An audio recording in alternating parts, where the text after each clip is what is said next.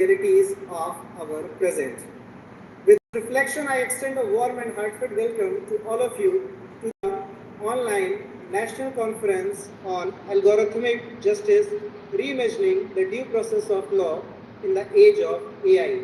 Organized by the Institute of Legal Studies, Shri Ram Swarup Memorial University, this conference provides a platform to critically examine the evolving relationship between artificial intelligence and law justice in the 21st century under the visionary leadership of the dignitaries of the SRMU, Engineer Pankaj Agrawal sir, Honorable Chancellor of the SRMU, Engineer Pooja Agrawal ma'am, Honorable Pro-Chancellor SRMU, respected Vice Chancellor Professor Dr. Vijay Tiwari sir, SRMU, and respected Director ILS Professor Dr. Narendra Bahadur Singh sir, and the distinguished guest Professor Dr. Manoj Kumar Sinha sir, Honorable Vice Chancellor DNLU, and Justice Dr. KJ Thakkar sir, Honorable Chairperson of the Gujarat State Human Rights Commission, and eminent advocate Mr. Prashant Singh Atal, Senior Advocate and ex-chairperson of the UP Bar Council. Today we gather not merely to discuss technology, but to reimagine the future of due process and the administration of justice in an increasingly algorithmic world. Before we move ahead with the proceeding, I may request all the participants to kindly keep their microphones on mute and maintain their video presence throughout the conference. We encourage active participation and engagement in the whole session, discussion, interaction scheduled for the day. Thank you for your cooperation and understanding. To formally commence this national conference, it is my honor and privilege to invite Professor Dr. Narendra Bahadur Singh sir, Director Institute of Legal Studies, Shri Ram Swarup Memorial University, and Conference Chair, to deliver the opening session. As Director of the Institute, Professor Singh continues to guide the Institute academic and professional initiatives with dedication and commitment. Under his directorship, the Institute actively promotes legal education, research, academic innovation, and meaningful engagement with the contemporary legal issues. We are indeed fortunate to benefit from his guidance and vision as we embark upon today's deliberations on one of the most significant legal questions of our time. May I now respectfully invite Professor Dr. Narendra Bahadur Singh sir to deliver opening remarks and set the tone for this important academic discourse. Sir, the virtual dais is yours. Good morning, you all, and thank you, Anandji, for giving me this immense pleasure and the opportunity. Prasidi, please अपना mic mute करिए. I request all the participants to please mute yourself.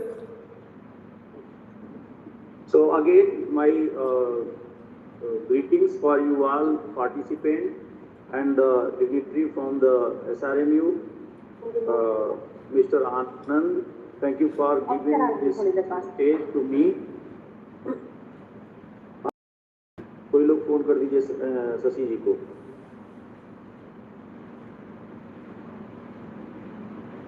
Shall I start? Shall I start, Anand ji? Sir, sure. Okay. So I am sorry for the technical glitch. So again, my greetings to all of you, the participants, the dignitary of the SRMU, colleagues, professors, and especially the organizing team with the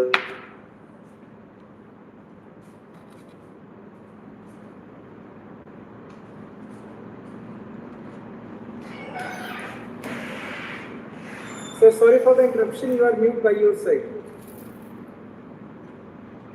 Oh, really sorry.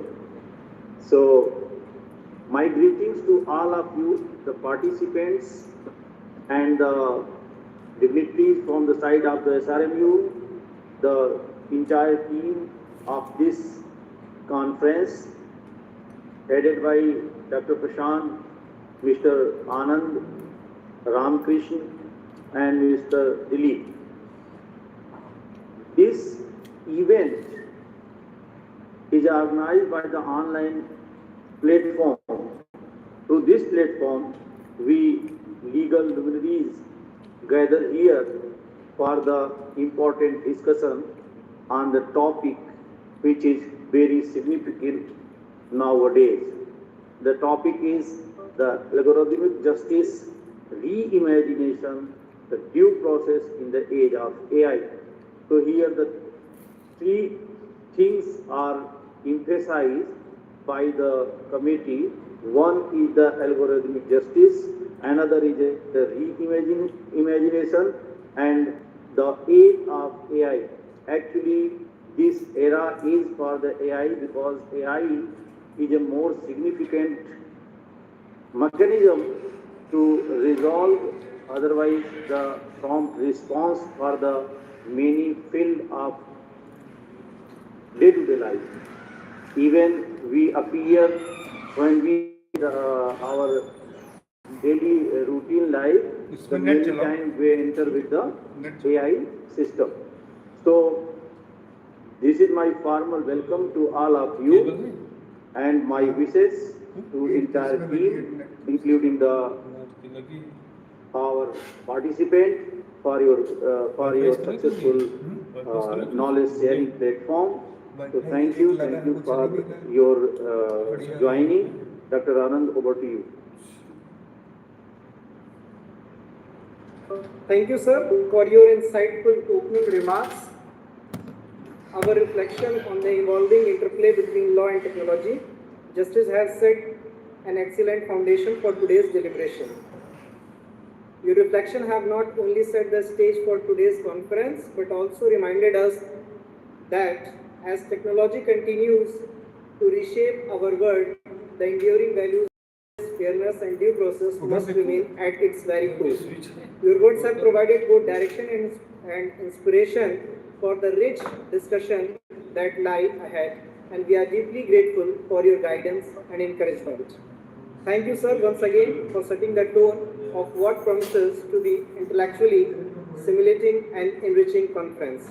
Now, we move forward for today's next segment of our program, that is conference overview. For this, I would like to share a detailed minute-to-minute which is already been shared in the participants group. As we all know that 9:15 was the joining time and 15 minutes window has been given. At 9:30, opening remarks by Director ILS Professor Dr. Naren Bahadur Singh, which is done also. Onwards, at 9:50, Professor Dr. Vijay Tiwari Sir, Honorable Vice Chancellor of the SRMU, will give his inaugural remarks. After that, at 10 a.m., the keynote address by the Professor Dr. Manoj Kumar Sinha Sir, Honorable Vice Chancellor, Dharmashastra National Law University, Jabalpur, MP. And at sharp 11 a.m., the panel discussion will initiate. The panelists are Honorable Dr. Justice Kaushal Janendra Thakur Sir, Honorable Chairperson, Gujarat State Human Rights Commission, along with the Mr. Prashant Singh Atal, Senior Advocate and ex-Chairperson of the Bar Council of UP.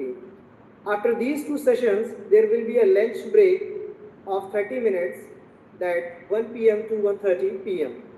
Onwards, 1:30 to 2:30 p.m., technical session 1 will be held, and which will be chaired by Dr. Shashank Shekhar, Associate Professor ILS SRMU, Dr. Prashant Kumar, Assistant Professor ILS SRMU, and the session technical 2 will be held from 2:30 to 3:30, 60 minutes this is also, which will be chaired by the Dr.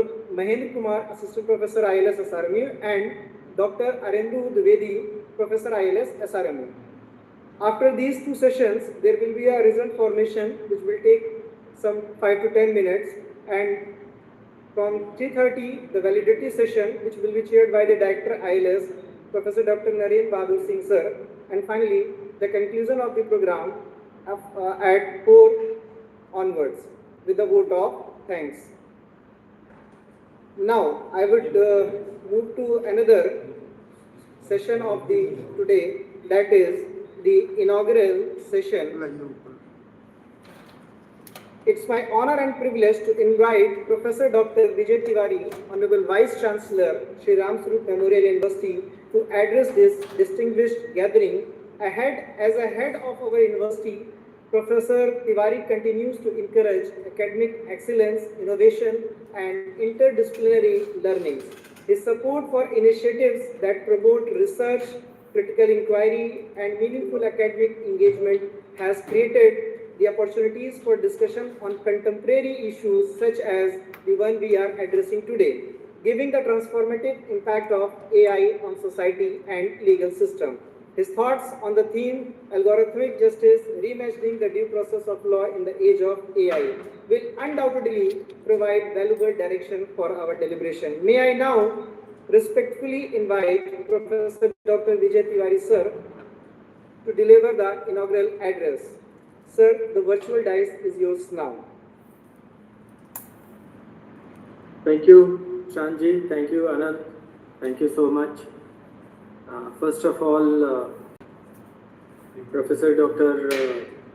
N.B. Singh ji, esteemed panelists, those who have joined us, learned honorable justices, and also the Vice Chancellor, Professor Dr. Manoj Kumar Sinha, who would be part of us. I am actually privileged to be part of this gathering, and though it's not my subject, however, it remains a concern for every citizen. And the topic which is being offered today, Algorithmic Justice, Reimagining Due Process in the Age of AI. Now, the issue is we are into an AI era, and we are going to be challenged by this artificial intelligence in every walk of life. As a person who monitors the technology to... Am I audible now? Yes, sir, audible. I request all the participants to kindly mute yourself. Yes. Kindly ask them to mute the mic so that it's not disturbed. Okay. So in this era of artificial intelligence, the justice delivery system is also impacted. Now it is up to us how we use this technology to support our justice system and also make sure that the common man, the common citizen of the country is delivered justice in a desired manner, in a time frame what is acceptable, and with the transparency what is required and actually needed for any justice system. Algorithmic justice, if I have to say something about it, so it's basically, literally it means that a justice that is based on algorithms. Now algorithms, as we all know, there are deep algorithms which are capable of taking decisions when a large amount of context is fed into them. They are iterated over a period of time. Their decisions are evaluated.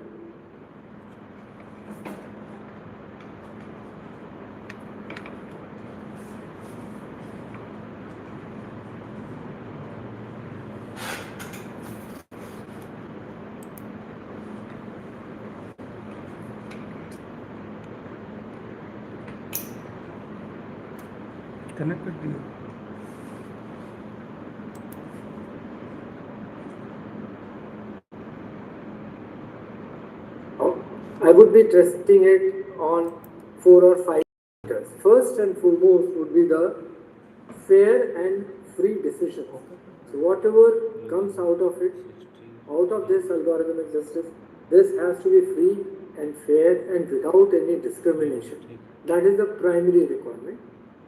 The second would be the transparency. See? Whatever applicants have pleaded, when a decision is given or a judgment is passed, the petitioners or the respondents, they must know the basis of arriving at that particular decision. So transparency remains at the core. Next, I would put as accountability. Whenever decisions are made using a machine or the AI algorithm, we need to make sure those decisions are held accountable. Now, who will be held accountable? I shall be talking about it later. But that would always remain a challenge, and it's a desired parameter which is a part and parcel of the justice system as of now. The fourth parameter I would say is the explainability. Whatever decisions have been given, they should be explainable, they should be meaningful, and there should be reviews and appeals against it. Last but not the least, I would still feel the algorithmic decisions should be human-centered. So it is the human who remains at the center of any decision which is taken at any point in time, at whatever stage, in whatever court, in whatever level they are taken. So respecting the dignity and the fundamental rights of human, that shall be the center of making a decision. Now, here, as we talk about the AI entering into the justice system, aim is not just to acknowledge the accuracy, but the procedural aspects to receive or reach at that accurate decision or the directions. Now, what is the due process which you are following today to get a redressal? A petitioner reaches the court, notices are issued to all, everyone is given the opportunity to be heard over a long, deliberate process. After giving the opportunity to every concerned party, then impartial decisions are arrived at. Now, these impartial decisions are reasoned. So the judgments, when they are passed, the reasons are recorded in writing that how that particular judgment was reached. And then aggrieved parties have the right to appeal. So this is the justice system which we are currently following. Now let me add the artificial intelligence into it. What will happen? Eventually, as we all know, the AI has to learn over a period of time. Now, learning has its own advantages as well as disadvantages. First and the foremost, what we all know, biases which would actually creep in through the algorithm. And as it iterates and learns, these biases are likely to manifest.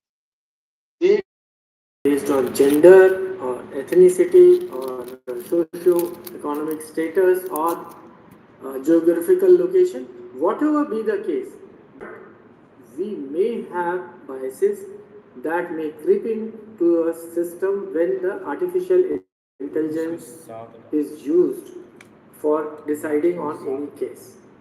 Let's say, very simple this thing, there was a case of hiring an employee or maybe trying to qualify a particular the merit of an employee. If you see, there may be biases over a period of time. As we all talk, let's say someone says that UP board marks are stricter than CBSE and CBSE marks are stricter than ICSE. So 3 students, all 3 have 80%, one is 80% in UP board, other is 80% in CBSE, the third one 80% in ICSE. So we tend to think that the person who has got 80% in UP board certainly has a better merit as compared to CBSE and ICSE. Now this could be a bias. It could be based on certain decisions, but that may not always be true. However, as we are teaching, as we are training our AI machine, if such events occur frequently, then AI is bound to create a bias, and the moment it sees that it's a UP board, then it will start treating that person more meritorious than the person who has done the ICSE. Same way, as we all talk and we see the results, we find the girl students are doing better than the boys. Now, if that remains over a period of time and similar kind of a data is fed, then instead of evaluating both a girl and a boy student for a particular job or for a particular assignment, AI is going to have a bias that since a girl student appears to be slightly more meticulous, they may make a decision which is biased. So what I actually wish to refer here is a very, very finer point which we all need to keep it in mind when we are using the AI algorithms for making a decision. The second issue with the artificial intelligence machine is going to be a black box problem. So what happens inside the artificial machine, since it's extremely complex and it has been trained over a period of time, over millions and billions of transactions, of interactions, data points. If you find a particular machine is showing a bias, it will be extremely difficult to find out the reason for the bias. So eventually you see why training data is supposed to be so important, and its integrity of data is extremely important, because if there is a bias during the training of AI machine, it's likely to create issues, and then at a later stage when these have been employed, it will not be possible to find out what is the exact reason for the biased decision. The third is, and the most important I feel, is the accountability gap. As the AI machine or AI tools are used and a decision has gone wrong, then who is responsible? Is the person who has created the algorithm, or the team which has created the algorithm, or the machine itself, or the organization which has deployed it because it deployed a wrong or a biased machine, or the data provider, someone who provided the training data, or the human operator, because the parameters which had to be set in the machine may be set wrongly or may have been tampered with. So eventually this accountability gap creates jitters in my mind, because the directions, the decisions, the judgments affect a huge population, huge socio-economic growth. And in case something has gone wrong and we still not been able to make someone accountable, then the complete reliability and the faith on the system collapses, and that is the last thing which I think can happen to a justice system. Privacy and surveillance also remains one of the core criteria, because when the AI machines or tools make decisions, they use a lot of personal information. Now, if we do not have strict guidelines and guardrails, we may end up misusing or allowing the machine to misuse a lot of personal data.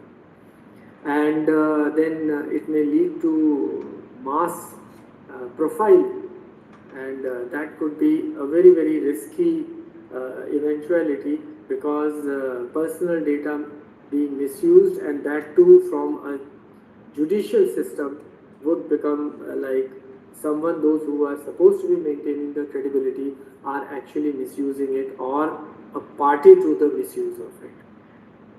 So these are the risks which I think would be there. The large number of esteemed, learned panelists today, very senior people. I would expect over a period of deliberation, various sessions, as you are going through, kindly deliberate on each and every aspect. Towards the end of this session or end of the deliberations today, I would be expecting something, some takeaways to be taken out and then they be implemented. Let this exercise not go in vain. Let us work and find out and get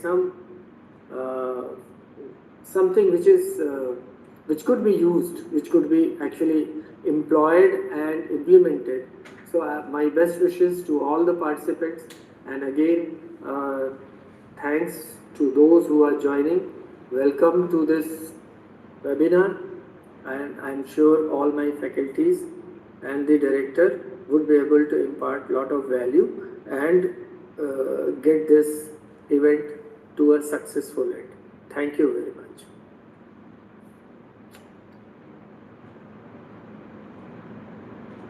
Thank you, sir, for your enlightening address. Your observations have greatly enriched our understanding and have provided truly valuable perspectives that will meaningfully guide the discussion throughout the day. We are deeply grateful for the depth of insights you have shared, which not only reflects your expertise but also adds